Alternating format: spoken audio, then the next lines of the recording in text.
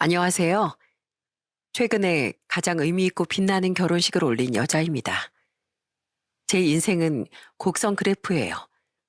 어떤 순간은 위로 확 올라가 있지만 또 어떤 순간은 아래로 확 내려가 있는, 한마디로 굴곡이 참 많은 인생이었다는 거죠.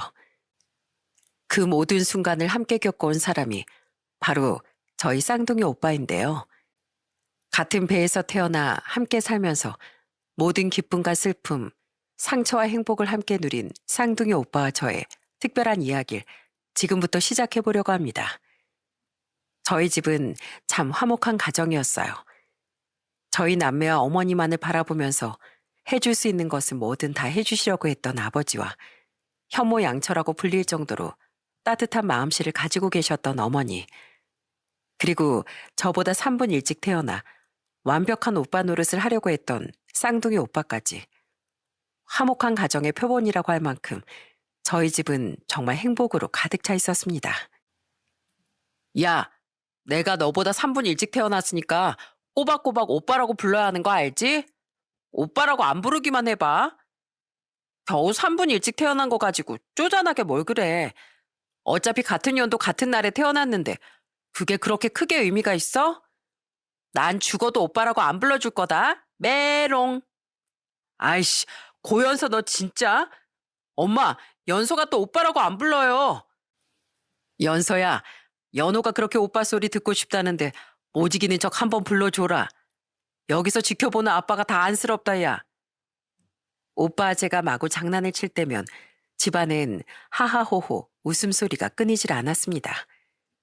서로 얼굴만 봐도 웃음이 나고 사랑이 넘쳐났죠.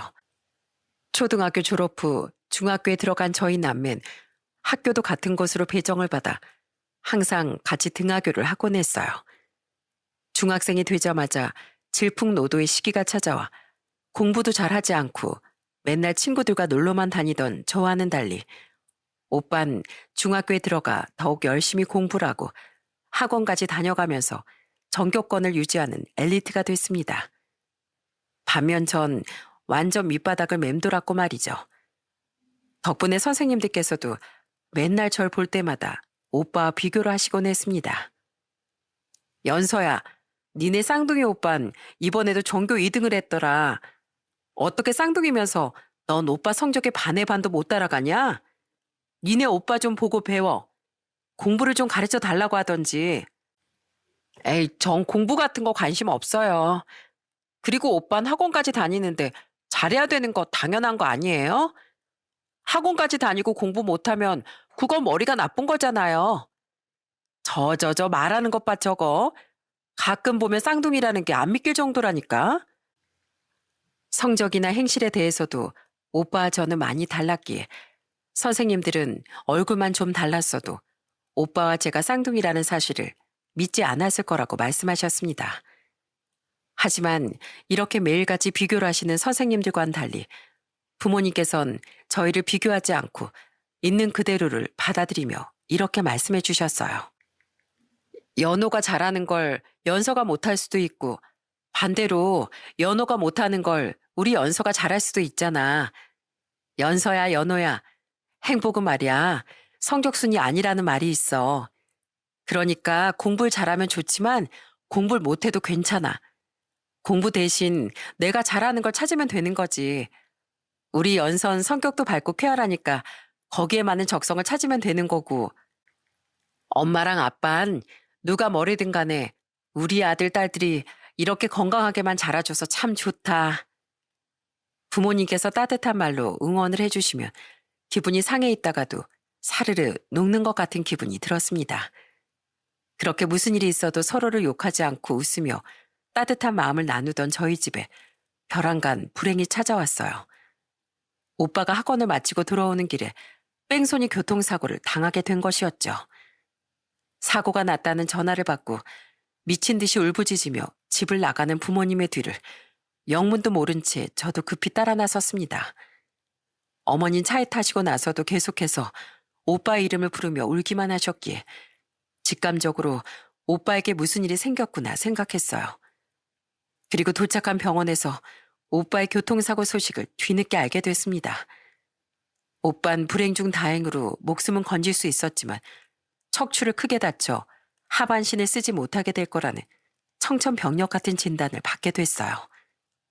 고작 14살의 나이, 학원을 마치고 집으로 오고 있었을 뿐인데 벼랑간 뺑소니 차량으로 인해 하반신 마비가 찾아온 오빠. 어머니께선 곧 쓰러질 듯 눈물을 흘리셨고 아버진 빨개진 얼굴로 경찰과 통화를 하면서 분노를 토해내셨습니다. 내 아들 저렇게 만든 놈, 무슨 일 있어도 반드시 꼭 좀 잡아주세요. 내 새끼, 앞으로 살아갈 날이 구말린데 이제 걷지도 뛰지도 못하고 불쌍해서 어쩜 좋아. 엄마, 전 정말 괜찮아요. 그래도 살아있으니까 된 거잖아요. 걷는 거랑 목숨이랑 바꿨다고 생각하면 되죠 뭐. 전 괜찮으니까 너무 속상해하지 마세요. 엄마가 계속 우시면 제 마음도 너무 아파요. 오빤 앞으로 걸을 수가 없다는 진단이 내려진 상황에서도 눈물을 펑펑 흘리시는 어머니를 먼저 위로했습니다. 자긴 괜찮다고 못 걷게 됐어도 살았으니까 된 거 아니냐며 말이죠. 만약 제가 오빠였다면 하루가 멀다 하고 눈물을 흘리며 아무것도 할 수 없었을 텐데 그런 상황에서도 긍정적인 오빠를 보며 참 신기하다는 생각을 했습니다. 그 후 오빠는 걸을 수 없어 휠체어 신세를 지게 됐고 저는 그런 오빠를 피해 다니기 시작했어요. 지금 와서 생각해보면 굉장히 철없고 한심한 짓이었지만 그 당시 저는 한참 심각한 사춘기를 겪고 있었기에 휠체어를 타고 다니는 오빠가 정말 미치도록 창피했었어요. 오빠라는 존재가 정말 창피하고 아는 척도 하고 싶지 않았기에 학교에서 마주쳤을 때 뒤에서 오빠가 연서야 하고 제 이름을 불러도 모른 척을 할 정도였습니다. 연서야, 누가 너 부르는 거 아니야? 무슨 소리 하는 거야? 난 못 들었는데? 네가 헛걸 들은 거겠지. 뒤에서 또 부르는데? 돌아봐야 하는 거 아니야? 이 학교에 연서란 이름을 가진 사람이 나 하나뿐이겠어? 다른 사람 부르는 거겠지. 아우, 배고파. 빨리 급식실이나 가자. 오빠가 부르는 걸 뻔히 알고 있었음에도 저는 끝내 모른 척을 하며 친구들의 팔짱을 끼고 발걸음을 재촉하기 바빴고 늘 함께했던 등하교 길도 같이 다니기 창피하다는 이유로 함께하지 않았습니다. 어머닌 그런 저를 보면서 이런 말씀을 하셨어요. 엄마가 우리 딸한테 한 가지 부탁 좀 해도 될까? 무슨 부탁인데? 연서도 알다시피 연호가 예전보다 몸이 많이 불편해졌잖아. 그래서 예전과는 다르게 옆에서 항상 누가 챙겨줘야 하는데 엄마랑 아빤 연서가 조금 귀찮고 번거롭더라도 연호를 조금만 더 살뜰하게 챙겨줬으면 좋겠어. 연서는 연호의 하나뿐인 쌍둥이 동생이잖아. 그렇지? 싫어. 내가 왜 그래야 되는데. 오빤 옆에 챙겨주는 친구들도 없대? 그래서 나한테 부탁하는 거야? 내가 쌍둥이 동생이니까? 그런 이유로 챙겨야 하는 거라면 싫어. 난 안 해. 저는 완전히 꼬일 대로 꼬인 사람이었습니다. 엄마가 부탁을 하는 건데 뭐가 그렇게 불만이었던 건지 오빠를 챙기지 않겠다며 바락바락 소리를 지르곤 했죠. 결국 오빠는 일반 학교를 다니는 게 힘들어져 저와 함께 다니던 학교를 떠나 특수학교로 전학을 가게 됐습니다. 그곳은 전담해 주시는 선생님들도 많이 계시고 비슷한 상황에 친구들이 있기에 좀 더 눈치를 보지 않고 편하게 적응을 할 수 있었던 게 전학의 이유였죠. 오빤 밥을 먹을 때도 화장실을 갈 때도 짧은 거리를 이동할 때조차도 집에선 부모님의 도움이 꼭 필요했습니다. 부모님의 손길이 없으면 아예 생활을 하는 게 불가능할 정도였죠. 저는 부모님의 사랑을 한 몸에 받는 오빠가 너무 짜증나 결국 식사 자리에서 하면 안 될 얘기까지 꺼내버리고 말았습니다. 고연원 부럽다. 맨날 엄마 아빠 관심 한 몸에 받고 오빠 돌본다고 난 아예 신경도 안 써주는데 나도 사고 나서 어디 하나 못 쓰게 되면 오빠처럼 관심 받을 수 있는 건가? 고연서! 너 어디서 그런 막대 먹은 소리를 하고 앉아있어? 부모 앞에서 할 소리가 있고 하지 말아야 할 소리가 있지. 마냥 잘한다 예쁘다 해주니까 정도라는 것도 모르고 오빠가 얼마나 힘들어하는지 보고서도 그런 말도 안 되는 소리가 입 밖으로 나와? 철이 없어도 어느 정도여야지. 부모 마음을 조금이라도 헤아리면 그런 소리 못해. 생전 제게 화라고는 한 번 낸 적 없던 아버지께선 식사를 하는 도중 저를 향해 목에 핏대까지 세우시며 소리를 지르셨고 어머니는 울먹거리시며 화가 난 아버지를 말리셨습니다. 저는 처음으로 화를 낸 아버지를 보며 괜히 속상한 마음에 밥숟가락을 내려놓은 채 그대로 방에 들어가 이불을 뒤집어 쓰고 눈물을 흘렸어요. 한참 센 사춘기를 겪고 있던 중이라 부모님의 사랑과 관심이 절실히 필요했기에 오빠에게만 모든 정성을 쏟는 부모님이 미웠습니다. 몸이 불편한 오빠에게 당연히 더 정성을 쏟은 건 당연한 일이었는데도 말이죠. 그렇게 이불을 뒤집어 쓰고 계속해서 눈물만 흘리고 있으니 오빠가 제 방문을 두드리면서 저의 이름을 불렀습니다. 연서야, 나야. 나 들어가도 돼? 들어오지 마. 오빠 얼굴 보기도 싫어. 연서야, 난 네가 그렇게 생각하고 있을 줄 몰랐어. 정말 미안해. 너무 울지 말고 내일 눈 퉁퉁 붓는다. 쉬어. 오빤 그 와중에도 저한테 미안하다고 얘기를 하더군요. 따지고 보면 막대 먹은 소리를 한 저의 잘못이었는데도 말이죠. 그날 이후 오빠는 제게 더 이상 먼저 다가오지 않았습니다. 뭐랄까 그냥 한 발짝 떨어져 있는 것 같았어요. 항상 따뜻하게 먼저 말을 건네줬던 오빠가 마치 남처럼 행동을 하자 마음이 살짝 쓰리긴 했지만 차라리 잘 됐다 싶었습니다. 그래도 오빠와 멀어진 와중에 가장 신경이 쓰였던 건 때때로 오빠에게 원인 모를 통증이 찾아와 오빠가 고통스러워한다는 것이었어요. 가끔씩 소리 소문 없이 시작되는 통증은 몇 시간 동안 쉴 새 없이 오빠를 괴롭혔고 통증이 시작될 때면 온 집안은 고통스러운 신음소리와 울음소리로 가득 들어찼어요. 그렇게 몇 시간이 지나고 겨우 통증이 잠잠해지면 부모님께선 조용히 오빠 방을 나와 식탁에 앉아 눈물을 흘리시곤 했습니다. 대체 우리 연호가 뭘 잘못했길래 이렇게 고통을 겪어야 돼? 저 어린 게 대체 무슨 잘못이 있다고? 괜찮다고 시간 지나면 나아질 수 있을 거라고 계속 생각해도 저렇게 고통스러워하는 거 보면 정말 억장이 무너져 내리는 것 같아. 차라리 내가 대신 아파줄 수라도 있었으면 좋겠어. 저는 그저 뒤에서 조용히 오빠가 괴로워하는 모습, 그리고 부모님이 힘들어하시는 모습을 지켜볼 수밖에 없었습니다. 어린 제가 해줄 수 있는 건 아무것도 없었거든요. 시간이 지날수록 안쓰럽고 안타까운 마음이 더 커졌지만 결코 먼저 다가서 손을 내밀지 않았습니다. 그렇게 오빠 어느 정도 거리를 두고 살아간 지 3년 정도가 지나 고등학교에 들어갔을 무렵쯤 저희 가족에겐 예고하지 않은 또 다른 커다란 불행이 찾아왔습니다. 연서야, 잠깐 밖으로 나와볼래? 17살의 봄, 여느 때와 다름없이 학교에서 꾸벅꾸벅 졸면서 수업을 듣고 있는데 갑자기 담임 선생님께서 심각한 표정과 목소리를 하고서 절 밖으로 불러내셨습니다. 뭐지? 내가 뭐 잘못한 게 있나? 짧은 찰나에 많은 생각을 하면서 복도로 나간 저는 그곳에서 청천벽력 같은 소식을 접하게 됐어요. 선생님, 무슨 말씀 하시는 거예요, 지금? 부모님이 교통사고로 돌아가셨다니요? 아까 아침까지만 해도 같이 밥 먹고 다녀오겠다고 인사까지 하고 나왔는데 선생님이 뭐 잘못 들으신 거 아니에요? 나도 잘못 들었나 싶어서 다시 한번 알아봤는데 맞다더구나. 사거리 쪽에서 역주행해 오는 차하고 부딪혀서 사고를 당하셨다고. 우선 여기 이 주소로 가봐. 선생님은 제게 미안하다고 말해주시며 쪽지 하나를 손에 쥐어주셨습니다. 거기엔 장례식장 이름과 주소가 크게 적혀 있었어요. 선생님 입에서 들은 소식은 다름 아닌 부모님께서 교통사고로 돌아가셨다는 것이었습니다.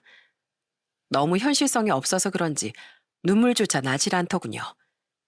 거의 반쯤 나가버린 정신으로 쪽지에 적힌 장례식장으로 향했을 땐 이미 큰이모와 작은이모 그리고 외삼촌이 로비 쪽에 모여 오열하고 있었습니다. 내 동생 불쌍해서 어떡하냐. 억울해서 어떡해. 어떡하면 좋아. 그리고 그 옆엔 오빠와 오빠의 담임 선생님으로 보이는 남자분께서도 말없이 서 있었습니다.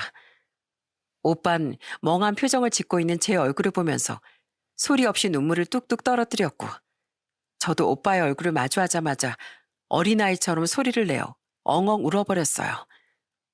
부모님은 몸이 불편한 오빠를 대신해 몇 달에 한 번씩 타러 가는 약을 타러 병원으로 향하던 길이었고, 그곳에서 역주행 차량을 만나게 되어 사고를 피할 수 없었던 것이었습니다.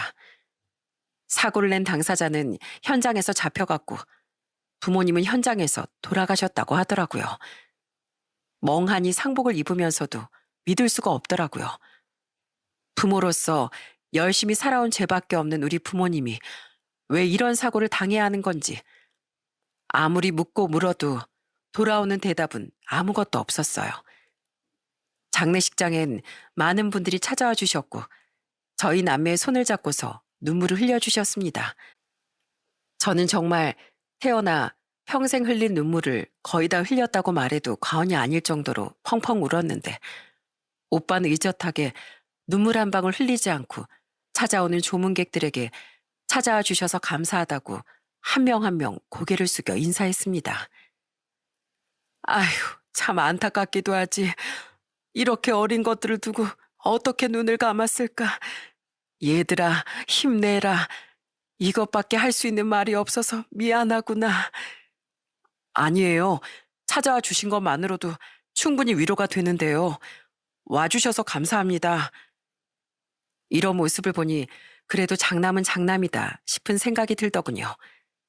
그렇게 정신없이 장례를 치르고 조문객의 발길도 뜸해질 때쯤 저 오빠는 방 안에서 쪽잠을 잤습니다.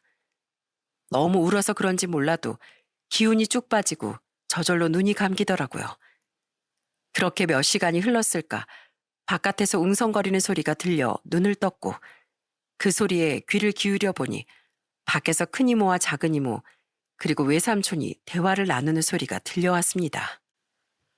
아휴, 재수가 없어도 이렇게나 없을까. 어떻게 그 시간에 그 자리를 딱 지나가는데 역주행하는 차량이랑 부딪힐 수가 있어. 정말 이렇게 보면 신이라는 건 없는 게 분명하다니까. 지금쯤 둘째 하늘에서 엄마 아버지 만났으려나. 네가 왜 여기 있냐고 엄청 뭐라고 하시겠지? 그렇겠지. 엄마 아버지가 둘째 조 맡기셨어. 에휴, 좀 더 잘 살게 도와라도 주시지. 참 이게 무슨 운명의 장난이냐 그래. 형부도 그렇고 안타까워 죽겠어. 그나저나 이제 연서랑 연우는 어떡해. 우린 그렇다 쳐도 쟤넨 부모를 한 번에 잃어버린 거잖아. 둘 다 나이가 17살인데 고아원이라도 보내야 되나? 아니다. 고아원에 보내긴 좀 애매한가? 17살이면 고등학생인데 고아원에 보내긴 좀 애매하긴 하지. 아님, 우리 중에 누가 맡아서 키워야 하나? 난 연서까진 데려다 키울 수 있을 것 같은데 아무래도 연호는 좀. 다들 알겠지만 연호가 다리가 많이 불편하잖아. 같이 살면 이래저래 손도 많이 갈 테고 하나하나 수발도 다 들어야 할 텐데 난 그렇게까지 할 자신이 없네. 그래 막내야. 네가 연호를 데리고 가는 건 어때? 어차피 넌 딸밖에 없잖아. 연호 입양하면 대도 이어갈 수 있고 좋을 것 같은데. 누난 되게 남의 일이라고 막 말하는 경향이 있더라. 제 상태를 봐. 몸도 제대로 못 움직이는 애를 갖다가 무슨 대를 잇고 말고. 말이 되는 소리를 해야지. 어머, 넌 그렇다고 왜 역정을 내니? 그냥 못 키우겠다고 말하면 되는 거지. 아, 우리 중에 데리고 갈 사람이 없음 어쩔 수 없이 고아원에 맡기는 거지 뭐. 몸이 저래서 입양이나 제대로 될런지 모르겠다만. 큰이모와 작은이모 그리고 외삼촌의 말을 들은 저는 화가 부글부글 치밀어 오르는 걸 느꼈습니다. 마음 같아선 당장에 이 방문을 걷어차고 나가서 다 때려 엎어버리고 싶었지만 일단은 꾹 참기로 마음을 먹었죠. 그리고 며칠 후 장례를 모두 치르고 눈물로 부모님을 떠나보내드린 후 내려오는 길, 작은 이모가 벼랑간 제 손을 덥석 잡더니 이렇게 말하더라고요. 연서야, 오늘부터 작은 이모랑 같이 살자. 이모가 아무리 생각해도 우리 연서가 눈에 밟혀서 안 될 것 같아. 이모부한테도 우리 연서랑 같이 살겠다고 말해놨으니까 작은 이모 따라가자. 작은 이모, 그럼 오빠는요? 연호? 아, 연호는 훨씬 더 좋은 친척집으로 가서 살게 될 거야. 더 좋은 친척집이요? 어떤 분이신데요? 큰 이모요? 아니면 외삼촌?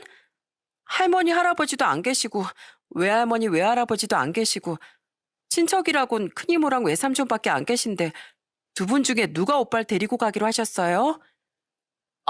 그게, 그러니까, 외삼촌. 외삼촌이 연호를 데리고 가기로 했어. 잘 됐지?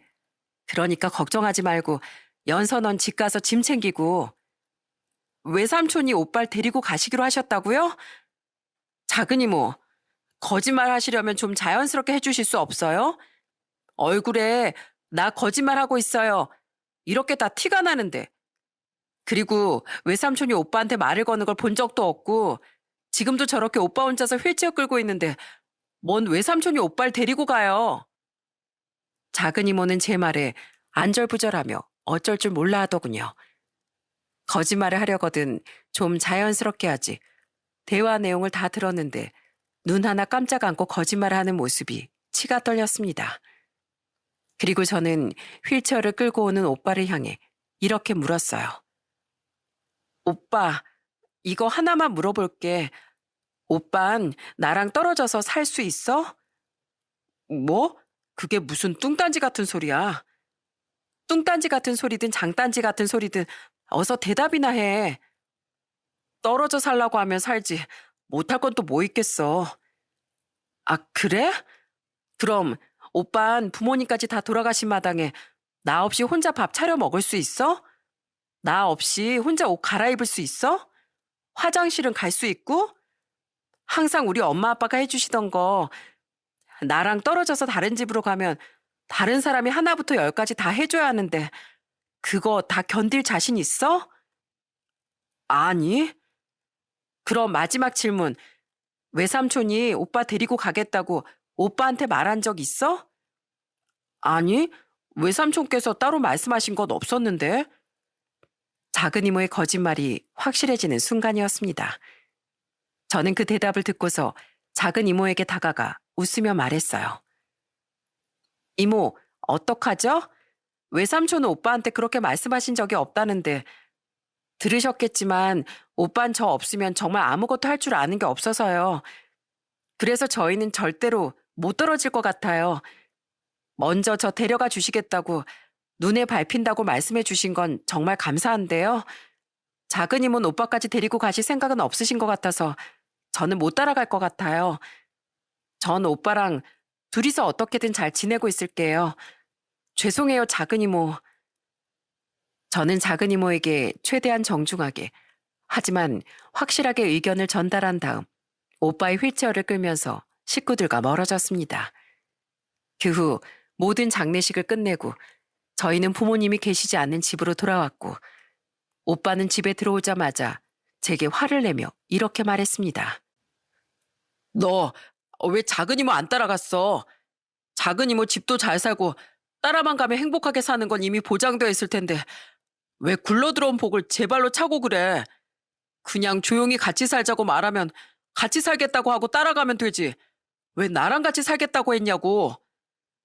내가 오빠를 두고서 작은 이모가 같이 살자고 해서 좋다고 홀라당 따라가 버리면 하늘에서 지켜보고 계신 엄마 아빠가 잘도 아이고 내 딸 앞으로 행복하게 살아야 한다. 이렇게 하시겠다. 그리고 큰 이모나 작은 이모 외삼촌 세 분 다 오빠 데리고 갈 생각 없었어. 내가 작은 이모한테 그렇게 말 안 했으면 오빤 고아원으로 갔겠지. 내가 아무리 오빠한테 그렇게 몰질고 독하게 행동했기로써니 내가 어떻게 그 꼴을 보겠어?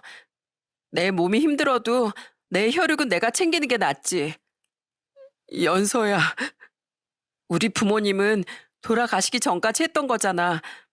그러니까 살아생전 부모님이 오빠한테 해주셨던 거 이젠 내가 해볼게. 좀 서툴러도 다 이해해줘야 된다. 그렇게 부모님이 돌아가신 후 저는 오빠와 함께 둘이서 살게 됐습니다. 하반신을 자유롭게 움직이지 못하는 사람과 함께 산다는 건 참 힘든 일이더라고요. 쉽게 말하면 그 사람의 일상 속에 자연스럽게 녹아들어 있어야 했습니다.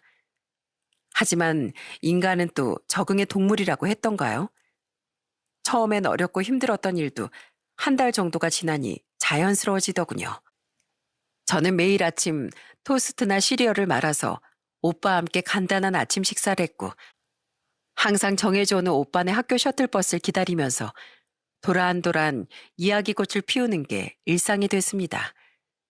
오빠의 학교 담당 선생님께선 매일 아침 늦지 않게 나와 기다리고 있는 저희 남매를 보고선 웃으며 이렇게 말씀하셨어요. 요즘 연호가 표정이 부쩍 밝아진 이유가 있었네. 남매끼리 이렇게 나와 있는 거 정말 보기 좋아요. 감사합니다. 저희 오빠 학교에서 잘 지내나요? 제가 이걸 한 번도 여쭤본 적이 없는 것 같아서. 그럼요. 얼마나 성격도 밝고 싹싹한데요. 선생님들, 학생들 가릴 거 없이 전부 다 연호 엄청 좋아하고 있어요. 적응은 진작에 했고요. 그러니까 걱정 안 해도 돼요. 사실 일반 학교에서 특수학교로 넘어가고 난 뒤로부터 그곳에서 뭘 하는지 학교에 적응은 잘 해나가고 있는 건지에 대한 것들이 궁금하긴 했었습니다. 하지만 부모님이 살아계실 무렵 저의 행실로 오빠와의 사이가 많이 멀어졌었기에 궁금한 것들이 있어도 차마 물어볼 수가 없었죠. 그래도 오빠가 학교에서 잘 지내고 있다고 하니 나름대로 마음이 놓이더군요. 부모님이 돌아가시고 오빠와 살다 보니 철없이 행동했었던 지난 날이 마구 떠올랐습니다.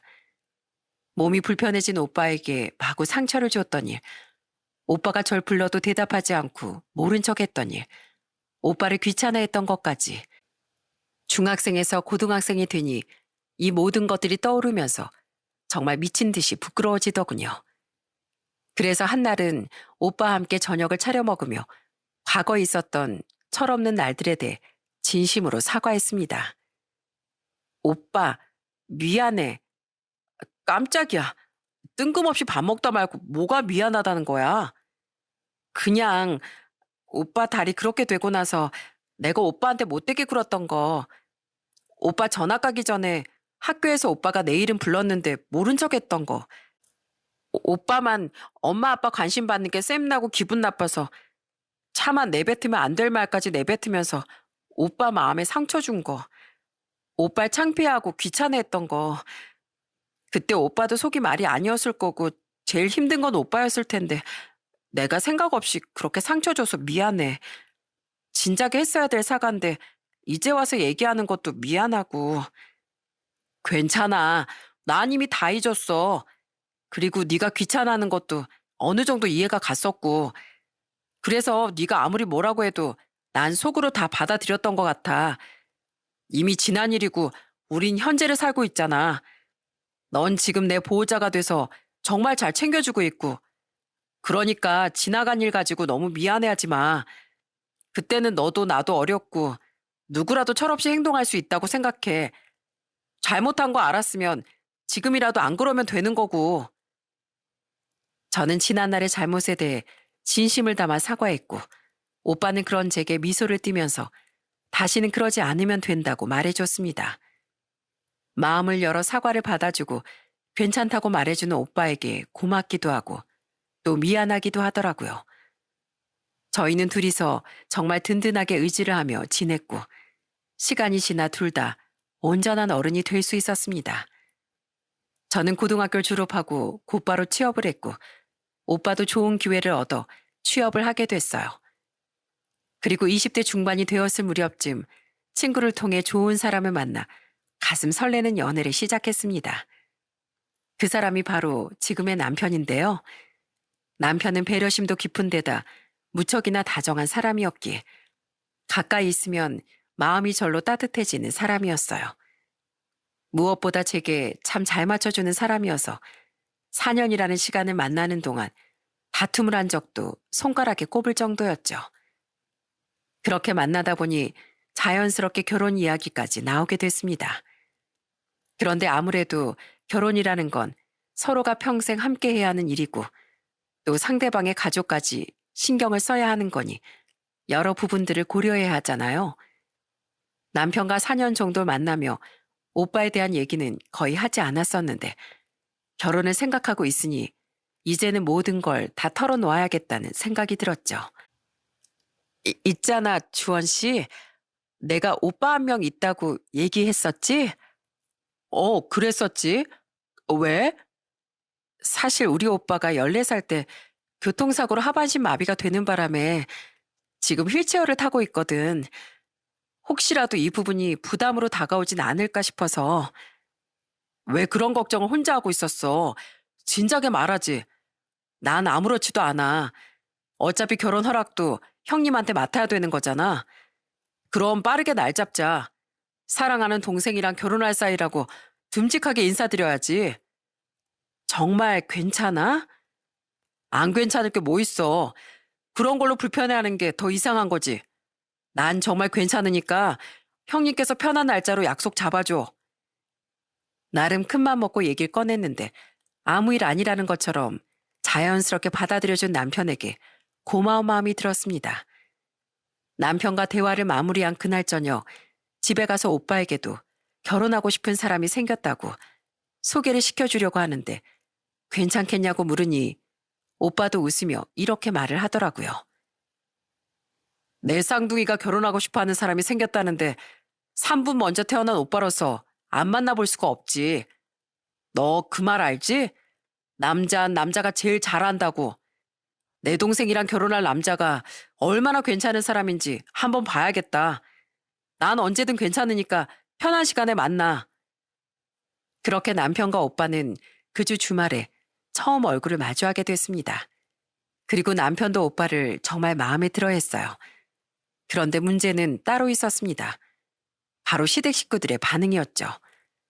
처음 인사를 드리러 갔을 땐 시모와 아버님 그리고 시누이까지 저를 반갑게 맞이해줬지만 가족에 대한 이야기가 나오자 시모가 정말 깜짝 놀라더군요. 그러니까 17살에 부모님이 두 분 다 사고로 돌아가셨고 지금은 하반신을 못 쓰는 오빠랑 같이 살고 있다는 거지? 네, 맞아요. 그래도 예전보다 많이 나아졌어요. 직장도 다니고 있고요. 예, 그럼 결혼하고 나서도 오빠 수발들로 자주 가야 하는 거 아니냐? 설마 신혼집에 같이 살거나 그러는 건 아니지? 아니요, 당연히 그렇게는 안 할 거예요. 오빠는 오빠대로, 저흰 저희대로 신혼집 구해서 살 거니까 그런 걱정 안 하셔도 돼요, 어머님. 너 같으면 걱정이 안 되겠니? 예비 며느리 되래가 부모님도 안 계시는 데다 다리가 불편한 오빠랑 둘이서만 같이 산다고 하는데 제 오빠 수발 든다고 우리 아들 밥도 제대로 못 얻어먹는 거 아닌가 몰라. 당신 그만 못해? 사람이 할 말 있고 하지 말아야 할 말이 있지. 뭐가 어쩌고 어째? 밥 좀 못 얻어먹으면 어때서? 당신 아직도 주원이가 어린애처럼 보여?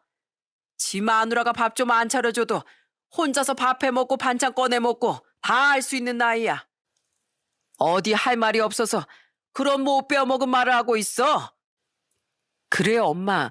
새언니 앞에서 그런 말은 좀 아닌 것 같아. 엄마가 무슨 뜻으로 말씀하셨는진 잘 알겠는데 그래도 그렇게 말씀하시는 건 아닌 것 같아요. 하루라도 아픈 가족 돌보는 입장이 되어보면 절대 그렇게 말 못하실 거예요.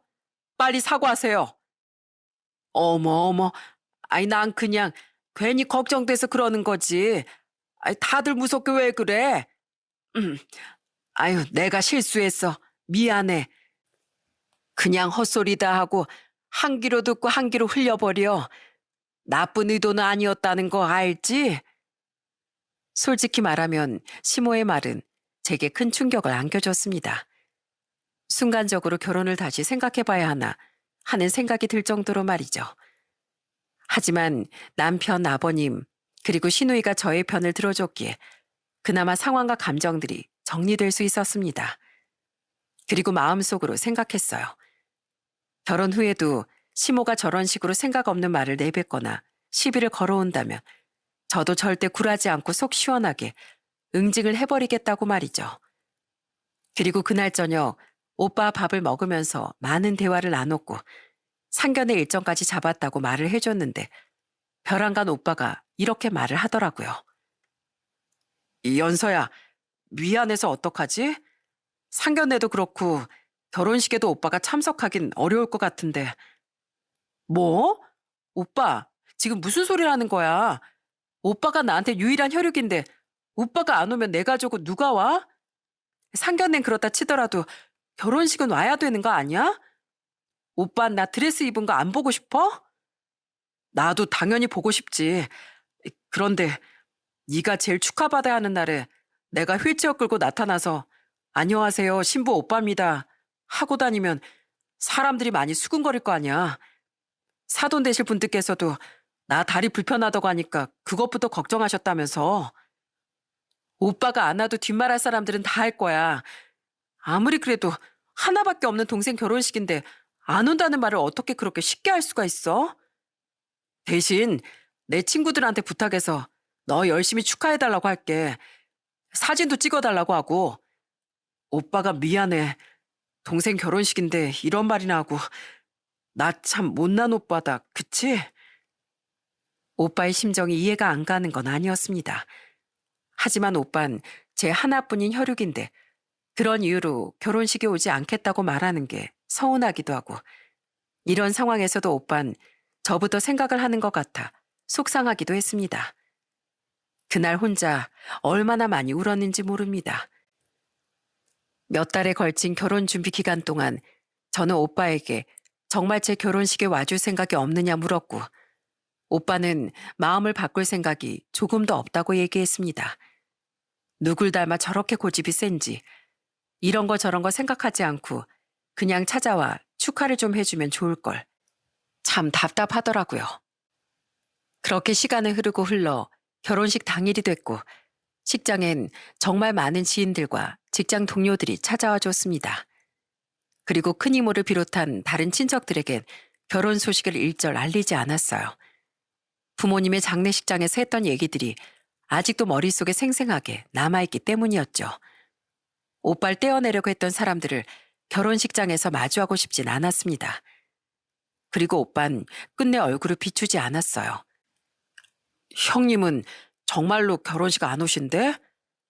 오빠 친구들은 많이 왔고 아까 인사도 다 했는데 오빤 진짜 안 올 건가 봐. 누굴 닮았는지 진짜 황소고집이라니까. 나 같으면 그냥 동생 드레스 입은 거 궁금해서 얼굴이라도 잠깐 비추겠구만. 너무 속상해하지 마. 형님도 다 생각이 있으셔서 그런 결정을 하신 거겠지. 남편이 옆에서 열심히 다독여줬지만 그래도 속상한 마음이 쉽게 풀리진 않았습니다. 그러다 보니 어느덧 식에 들어갈 시간이 다 되었고 저는 아버지가 계시지 않았기에 남편과 함께 동반 입장을 하게 됐습니다. 인생의 가장 아름다운 순간을 맞이하니 정말 심장이 터질 것 같더군요. 속도 울렁거리고 너무 긴장이 됐지만 그래도 평생을 약속할 수 있는 사람이 생겼다는 게 벅차기도 하고 기쁘기도 했습니다. 그렇게 박수를 받으며 입장하고 맞절까지 끝낸 다음 축사를 할 차례가 다가왔어요. 그런데 벼랑간 사회자가 마이크에다 대고 이렇게 이야기를 하는 겁니다. 축사를 해줄 분이 중간에 바뀌었네요. 지금부터 신부 쌍둥이 오빠의 깜짝 축사가 있겠습니다. 신부 오빠분께선 단상으로 올라와 주시기 바랍니다. 저와 남편 그리고 식장에 있던 사람들은 모두 깜짝 놀라고 말았습니다. 아까 그렇게 둘러봐도 오빤 보이지 않았었고 원래 축사는 친한 친구가 해주기로 했었는데 또 언제 바뀐 건지 결혼식을 하는 당사자도 몰랐던 그야말로 깜짝 이벤트였죠. 그렇게 저도 남편도 무슨 영문인지 몰라 혼란스러워하고 있던 그때 멀리서 문이 열렸고 오빠가 휠체어를 타고 들어오는 모습을 보게 됐어요. 오면 올 거라고 말이라도 좀 해주지. 이렇게 몰래 찾아와서 사람을 놀래키려고 한 건가 싶어서 괜히 얄미우면서도 기분은 좋더라고요. 그런데 오빠가 휠체어를 타고 저희 부부 앞으로 오는 순간 놀라운 일이 일어났습니다.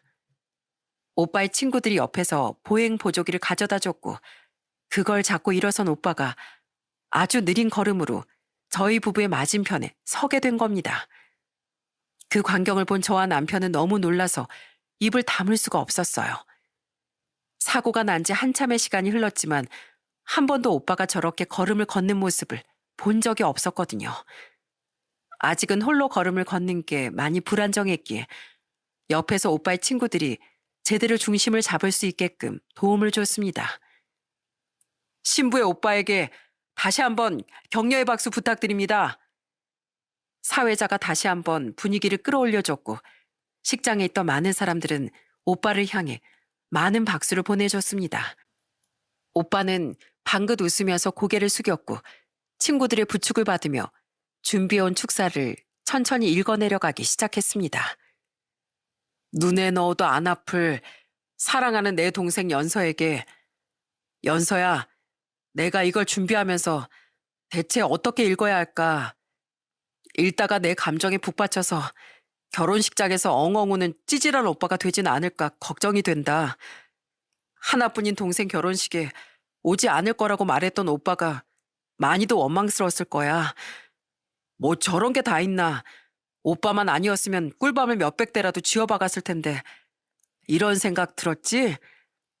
아니라고 해도 네가 서운하고 속상했을 거라는 걸 난 다 알고 있어. 같은 배에서 태어나 단 한순간도 떨어지지 않고 같이 살았는데 내가 널 모르면 이상한 거지.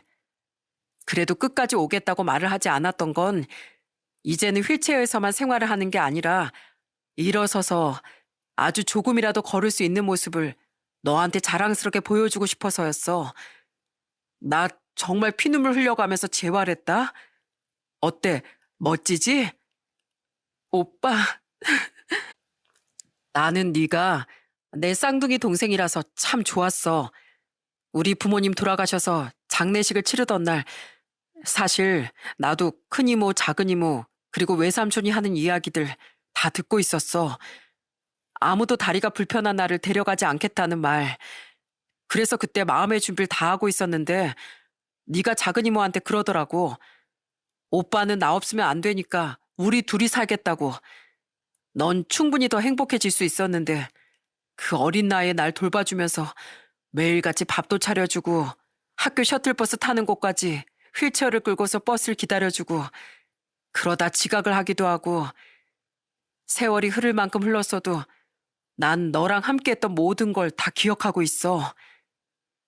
오빠는 그날 어른들이 나눴던 모든 대화들을 듣고 있었던 거였습니다. 제가 축사를 들으면서 계속 눈물을 흘리니 오빠는 절 보고 웃으면서 계속해서 말을 이어갔어요. 사랑하는 나의 쌍둥이 동생 연서야.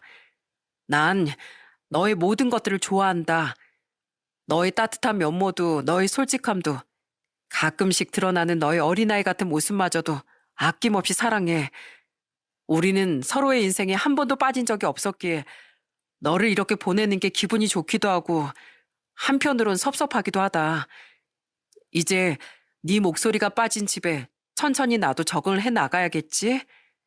연서야, 그동안 나 때문에 고생 많이 했으니까 이젠 내 걱정하지 말고 장서방한테 사랑만 받으면서 살아. 내가 아는 연서라면 정말 행복하게 잘 지낼 수 있을 거라고 생각해. 그리고 사돈 어른들께도 일찍 인사드리지 못해서 죄송하다고 말씀드리고 싶습니다. 저희 연서 많이 부족한 아이지만 사랑으로 품어주시길 부탁드리겠습니다. 나의 용기였고 나의 응원이었고 나의 전부인 내 동생 결혼 진심으로 축하한다. 너의 결혼을 축복하는 쌍둥이 오빠 연호가. 오빠의 축사가 끝나자마자 식장은 훌쩍이는 소리 그리고 박수 소리로 가득 메워졌습니다. 눈물을 흘리는 와중 시부모님들의 반응을 살짝 보니 아버님은 이미 옷소매로 눈물을 닦고 계셨고 시모도 안쓰러운 표정을 하면서 박수를 치고 계시더군요. 저와 남편은 축사를 마친 오빠에게 다가가 꼭 안아주면서 이렇게 말했습니다. 미안해.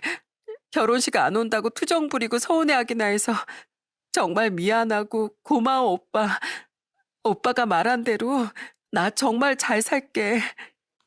형님, 기다리고 있었는데 와주셔서 정말 감사해요. 저희 두 사람 예쁘게 잘 살겠습니다. 그래, 내가 이렇게 축사까지 써왔는데 잘 살아야지. 내 동생 눈에 눈물 흘리게 하기만 해봐. 아주 뼈도 못 추리게 만들어버릴 테니까. 두 사람 잘 살아, 꼭. 그렇게 결혼식이 끝나고 시모는 저에게 조심스럽게 다가와 진심을 담아 사과했습니다. 오늘 보니까 사돈 총각이 참 속이 깊은 사람인 것 같다고. 자기가 색안경을 끼고 함부로 이야기를 해서 진심으로 미안하다고 말이죠. 저는 그런 시모에게 웃으면서 괜찮다고, 대신 다시는 오빠를 보면서 그렇게 이야기를 하지 않았으면 한다고 대답했습니다. 그 후 저희는 원래 살던 집으로부터 얼마 떨어져 있지 않은 곳에다 신혼집을 마련했어요. 남편과 저희 직장에선 조금 거리가 있었지만 그래도 집에 자주 편하게 들러야 하지 않겠냐던 남편의 배려였죠. 무엇보다 오빠가 있는 집에 들리면 가장 좋아하는 건 저도 아니고 오빠도 아닌 바로 저희 남편이었어요. 두 사람이 어찌나 죽이 잘 맞는지 전생의 형제가 아니었나 신기할 정도였답니다. 맨날 전날 집에만 가면 저희 오빠의 껌딱지가 되어버리는 모습에 절로 웃음이 나곤 한답니다. 형님, 제가 여동생 한 명밖에 없어서 어렸을 때부터 형 한 명 있는 게 소원이었거든요. 근데 그 소원을 제가 이 나이 먹고 이루게 될 줄 몰랐어요. 형님, 오늘 저희 알탕에 소주나 한잔 하러 가실까요? 제가 아주 기가 막히게 잘하는 집을 알고 있거든요. 또 시작이다 또. 아유, 어떻게 당신은 오빠만 보면 이렇게 좋아 죽이려고 해. 가끔 보면 나보다도 좋아하는 것 같단 말이야. 에이, 그건 또 아니지. 그래도 형님이 너무 편하고 좋은 걸 어떡해. 그래, 연서야. 장서방이 내가 좋다잖냐. 바가지 긁지 말고 이해 좀 해줘라 니가. 이렇게 남편과 오빠는 죽이 척척 맞아 떨어져서 집에 찾아갈 때마다 이렇게 웃긴 광경을 연출하곤 합니다. 그리고 시댁에서도 항상 저희가 찾아갈 때마다 반찬을 싸주시면서 오빠가 먹을 반찬까지 함께 싸주시며 오빠까지 함께 챙겨주시고 계세요. 이건 너희 먹을 반찬이고 이건 사돈 총각 갖다 줘. 혼자 사는데 반찬 같은 거 해먹기 힘들 거 아니야. 요즘 반찬 한두 푼 하는 것도 아니고 일일이 사 먹는 것도 비싸. 아유, 어머님, 오빠 거까지 안 챙겨주셔도 되는데 어머님 힘드시잖아요. 얘는 반찬 몇 가지 더 만든다고 손모가지가 부러지는 것도 아니고 뭐가 힘들어. 사돈 총각이 뭘 좋아하는지 몰라서 그냥 몇 가지 이것저것 만들어 봤다. 사람이 혼자 살수록 잘 챙겨 먹어야 하는 법이야. 결혼식 이후부터 완전히 달라진 시모의 시선에 저는 속으로 다행이라고 생각했습니다. 이렇게 보시는 것처럼 오빠도 오빠대로 저도 저대로 서로서로 정말 행복하게 잘 지내고 있어요. 지난날의 실수들을 계속해서 반성해 나가면서 말이죠. 드는 정은 몰라도 나는 정은 안다는 속담이 있습니다. 정이 들 땐 드는 줄 몰라도 막상 헤어질 땐 그 정이 얼마나 두터웠는지 실감을 하게 된다는 의미인데요. 아마 부모님이 돌아가신 그날 오빠의 소중함을 모르고 그대로 제가 작은 이모를 따라갔다면 저는 아마도 지금과 같은 행복을 느끼지 못했을 겁니다. 제 사연을 끝까지 들어주신 많은 분들께서도 제 아무리 미운 사람이라도 어쩌면 정이 들었음을 실감하지 못하는 단계일 수 있으니 옆에 있는 사람들을 챙기며 살길 바라는 마음에 사연을 보내게 됐습니다. 길고 길었던 저의 이야기를 끝까지 들어주셔서 감사합니다. 비가 많이 오는데 다들 건강 조심하시고 행복한 하루만 가득하시길 바라겠습니다.